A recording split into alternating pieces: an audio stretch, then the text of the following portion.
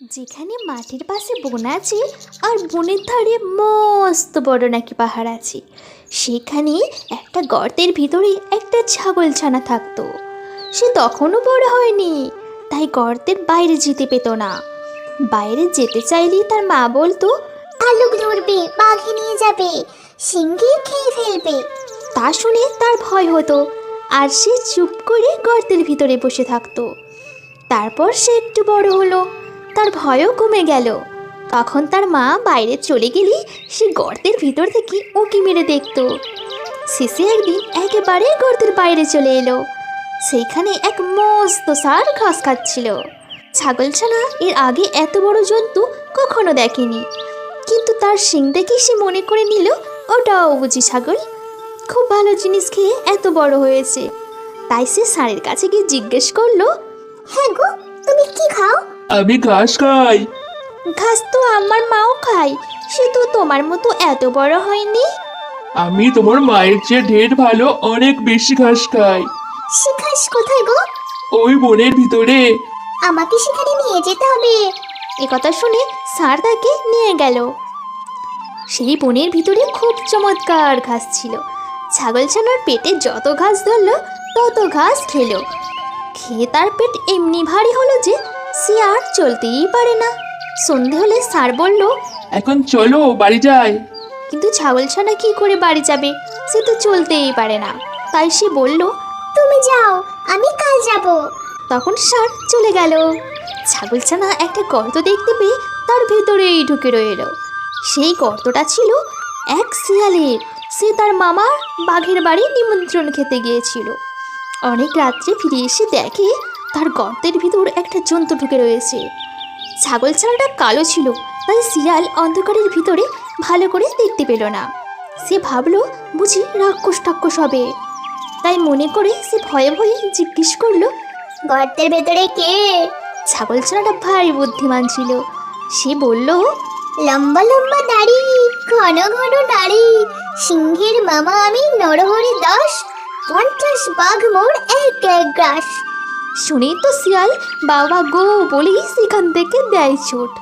এমনি চোট দিল যে একেবারে বাঘের ওখানে গিয়ে তবে সে নিঃশ্বাস ফেলল।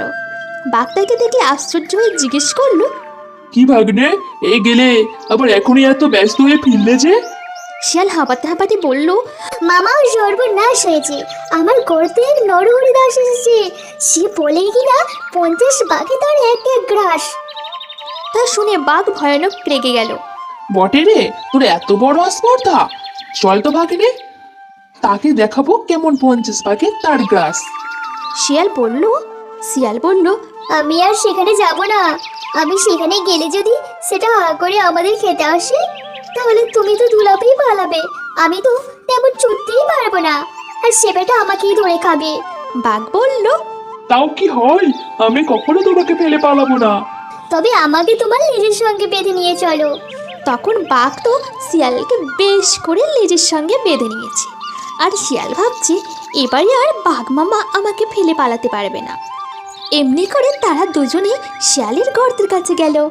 ছাগলছানা দূর থেকেই তারা দেখতে পেয়ে শিয়ালকে বলল, দূর হতো বাগা, তোকে দিলুম 10 ভাগের করে, এক ভাগ নিয়ে এলি লেজে দিয়ে দড়ি। শুনেই তো বাঘের প্রাণ উড়ে গিয়েছে। সে ভাবলো যে নিশ্চয় শিয়াল তাকে ফাঁকি দিয়ে নরহরি দাসকে খেতে দেবার জন্য এনেছে। তারপর সে কি আর সেখানে দাঁড়ায়, সে তো 25 হাত লম্বা এক লাফ দিয়ে শিয়ালকে শুদ্ধ নিয়ে পালালো। শিয়াল বেচারা মাটিতে আচার খেয়ে, কাঁটার আঁচড় খেয়ে, ক্ষেতের আলেই ঠোক্কর খেয়ে একেবারে যায় আর কি। শিয়াল চেঁচিয়ে বলল, মামা আল, মামা আল।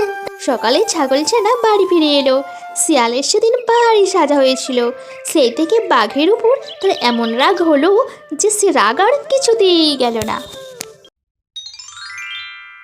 একটা জঙ্গলে বাস করত টুনি। টুনির একটা ছোট্ট ছানা ছিল। টুনির বাসাটা ছিল খুবই ভাঙা। বৃষ্টি হলে চারিদিক দিয়ে পানি পড়তো। টুনি তাই খুবই পরিশ্রম করত বর্ষা আসার আগেই একটা ভালো বাসা বানানোর জন্য।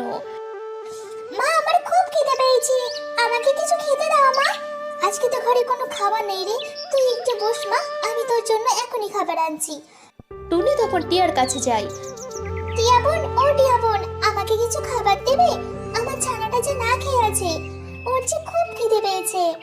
যাও তো যাও এখান থেকে, আমি কোনো খাবার দিতে পারবো না। আমি কি তোমাদের জন্য খাবার খুঁজে আনি? তখন টুনি মন খারাপ করে চলে আসে। আমি আমার ছানাকে কি খেতে দেবো? তখন ওখানে পেঁচার সাথে দেখা হয়। কি গো টিউনি, কাঁদছো কেন? পেঁচা দাদা, আমার ছানার খুব খিদে পেয়েছে, আমি আজকে যে কোনো খাবার জোগাড় করতে পারিনি। এই নাও টুনি, সামান্য কিছু খাবার। আসলে আমার আজকে শরীরটা বেশ ভালো নেই, তাই খেতেও ইচ্ছে করছে না। তুমি আর তোমার ছানা এই খাবারগুলো খাবে। টুনি তখন সেই খাবার নিয়ে বাড়ি আসে আর তার ছানাকে দেয়। তারপরে টুনি আর টুনির ছানা ঘুমিয়ে পড়ে। রাত থেকেই হঠাৎ প্রচণ্ড বৃষ্টি শুরু হয়। ঘরের মধ্যে বৃষ্টির জল পড়তে থাকে। কিছুক্ষণের মধ্যে টুনির বাসাটাও ভেঙে পড়ে যায়। টুনি তার ছানাকে নিয়ে একটা গাছের নিচে আশ্রয় নেয়। মা, আমার খুব ঠান্ডা লাগছে, আর একটু কষ্ট কর মা, বৃষ্টি ছাড়লেই আমি একটা অন্য বাসা বানাবো। টুনি যেই গাছের নিচে আশ্রয় নিয়েছিল ওই গাছের ডালে বাসা বেঁধে থাকতো একটা কবু নামে পায়রা। কবুরও একটা ছোট্ট ছানা ছিল। কবু লক্ষ্য করে গাছের নিচে একটি টুনি পাখি তার ছোট্ট ছানাকে নিয়ে বৃষ্টিতে ভিজছে। এই টুনি পাখি, তুমি তো তোমার ছানাকে নিয়ে একদম ভেজে গেছো, এসো আমার ঘরে। তখন টুনি তার ছানাকে নিয়ে কবুর ঘরে যায়। কবু টুনিদেরকে কিছু খাবার খেতে দেয়। তারপরে টুনি তার বাসা ভেঙে যাওয়ার কথা কবুকে বলে। তুমি একদম চিন্তা করো না, তুমি তোমার ছানাকে নিয়ে আমার বাসায় থাকবে, আমিও যে আমার ছানা বাবলিকে নিয়ে একাই থাকি। এরপর থেকে টুনি তার ছানা আর কবুর বাড়িতেই দিন কাটায়। এমনভাবে তারা সবাই হাসি খুশিতে দিন কাটাচ্ছিল। কবু, তোমার এই ঋণ আমি কোনোদিনও শোধ করতে পারবো না, তুমি আমাদের অনেক উপকার করেছো। টুনি বোন, এসব বলো না, আমরা যদি একে অপরকে সাহায্য না করি তাহলে কি করে হবে বলো? যাই হোক টুনি, আমি আমার একটা কাজে বাইরে যাচ্ছি, তুমি ততক্ষণ আমার ছানা বাবলির খেয়াল রেখো। হ্যাঁ কবুদি, তুমি নিশ্চিন্তে যাও। এই বলে কবু চলে যায়। টুনি তার ছানার সাথে সাথে বাবলিরও খুব খেয়াল রাখে। কবু কিছুটা যাওয়ার পর খুব ক্লান্ত হয়ে পড়ে আর একটা গাছের নিচে বিশ্রাম নেওয়ার জন্য বসে। আর তখনই একটা চিল এসে কবুকে খেয়ে নেয়। এইদিকে সারা দিন পার হয়ে গেল, কবু আর বাসায় ফেরে না। এমনভাবে 2 দিন কেটে গেল। টুনিরা তো খুব চিন্তা করতে থাকে কবুর জন্য। তারপরে টুনি জানতে পারে কবু আর নেই। কবু, এই কি হলো? তোমার জায়গায় আমার মৃত্যু হতে পারতো।